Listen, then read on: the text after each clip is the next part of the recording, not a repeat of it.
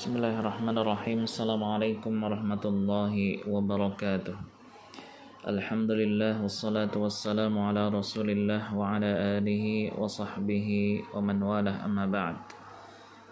Segala puji bagi Allah Subhanahu wa taala dan salawat serta salam semoga senantiasa tercurah kepada Rasulnya, keluarganya dan para sahabatnya serta para pengikutnya hingga akhir zaman. Berkaitan dengan harga jasa maupun pajak, ya, kita semuanya per tahun memiliki kewajiban secara hukum bernegara, ada setiap tahunnya membayar pajak, baik itu motor ataupun mobil dan juga beberapa unit yang lainnya. Kalau kita memakai jasa seseorang, sebaiknya kita tanyakan dulu di awal berapa gitu, bukan dengan jawaban yang terkadang kita belum tahu pastinya, meskipun secara urf, secara adat, secara kebiasaan bisa dikira-kira. Seperti misalnya seseorang menanyakan berapa ini jasanya,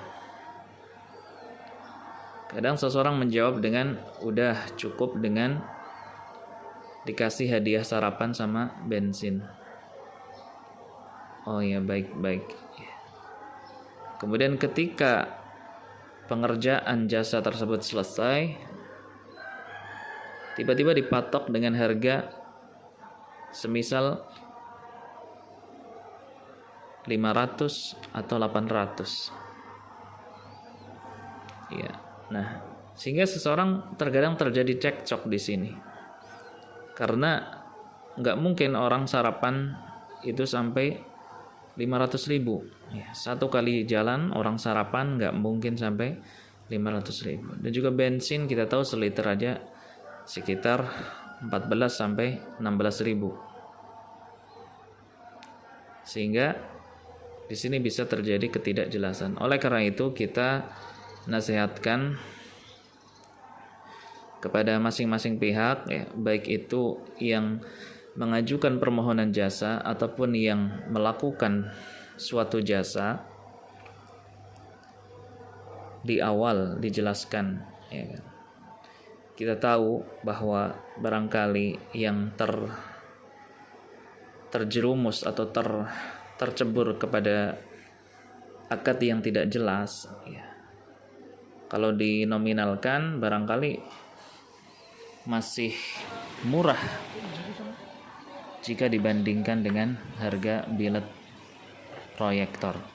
Bilet proyektor sampai 2.300.000 sampai 3.500.000. Ada yang kualitasnya tinggi sampai 5 juta. Tapi bukan masalah itunya, bukan masalah nominalnya, tapi lebih kepada akad. Karena orang mengira sarapan dan bensin paling sekitar nggak sampai 100. Meskipun dia sebagai rasa terima kasih akan mengasih sekitar 150 sampai 200 atau 300, ya, sebagai ucapan terima kasih, meskipun sarapan dan bensin cuma 75.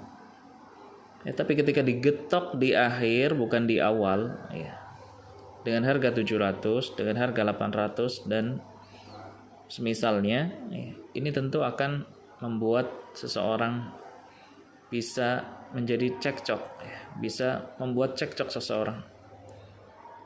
Ya, kalaupun seseorang menerima, ya, dan diam saja, jangan dianggap tenang-tenang saja, jangan dibawa tenang, ya, karena kita tidak tahu bagaimana perasaan, bagaimana kita jangan sampai memposisikan orang sebagai orang yang terzalimi, ya, apalagi lawan kezalimannya adalah kita sendiri, wal'iyadzubillah.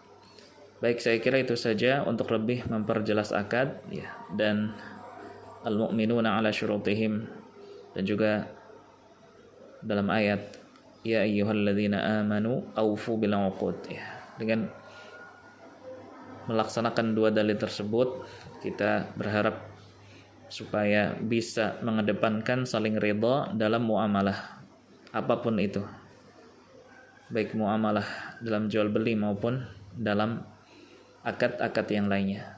Jazakumullah khairan wa barakallahu fikum.